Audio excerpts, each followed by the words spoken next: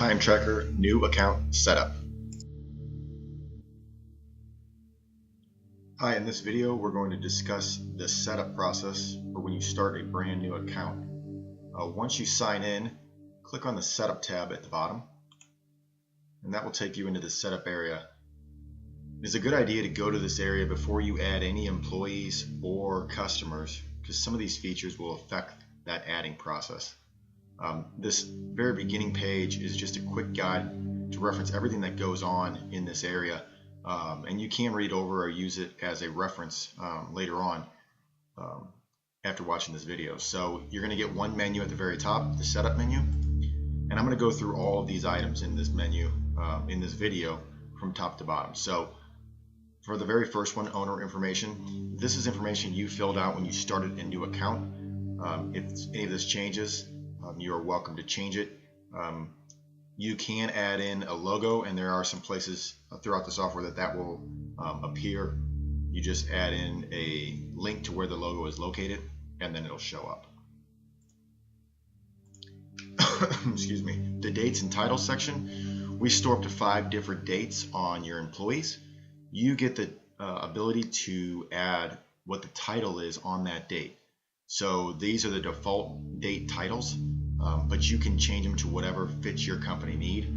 If you for some reason don't want to track any titles, you can always obviously put not used, and then everyone will know that no one's using that date field. Titles.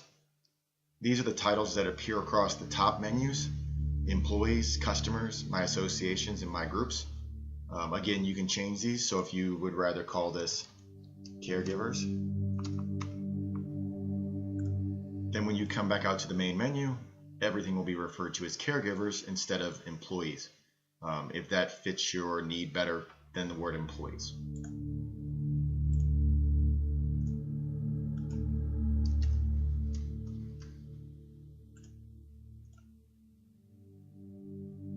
In the features section, you can go through these major areas and you can turn on and off other features. So the very first one is the time tracker.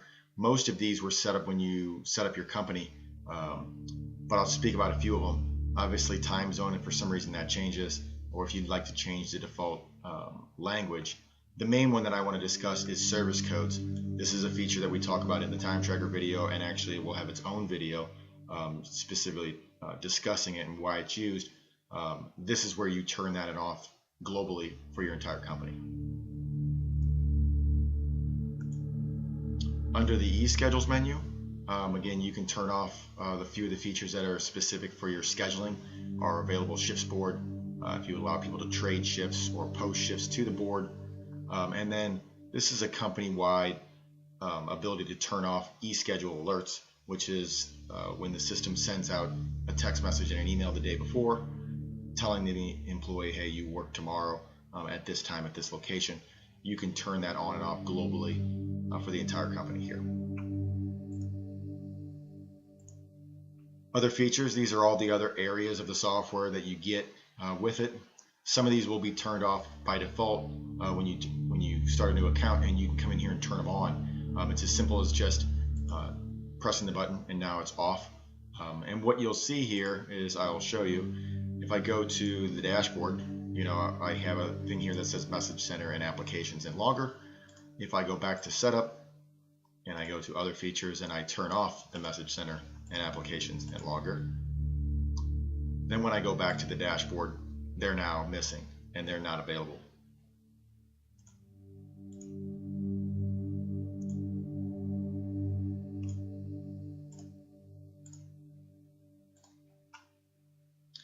This area is very important to spend some time in when you first set a company up. And these are their filters.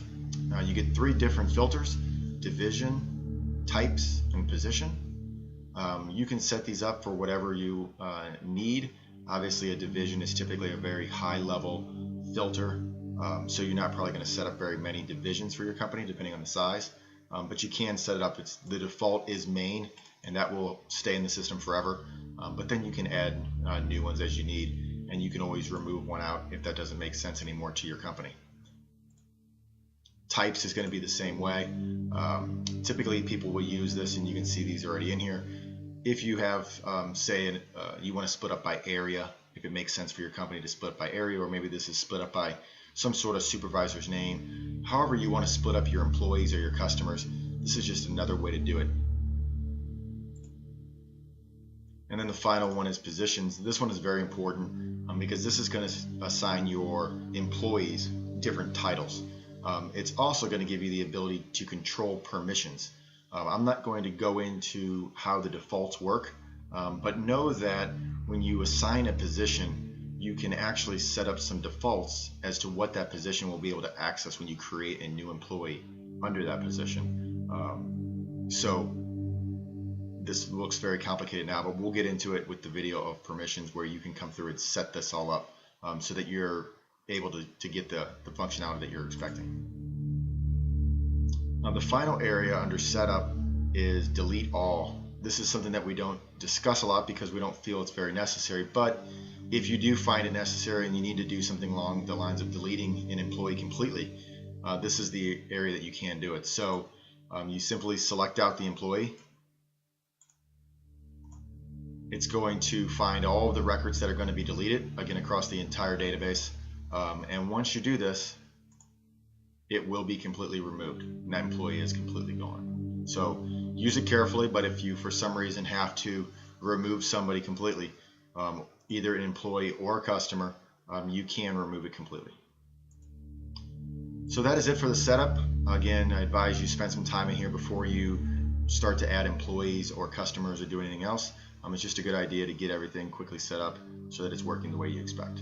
Thanks a lot for watching.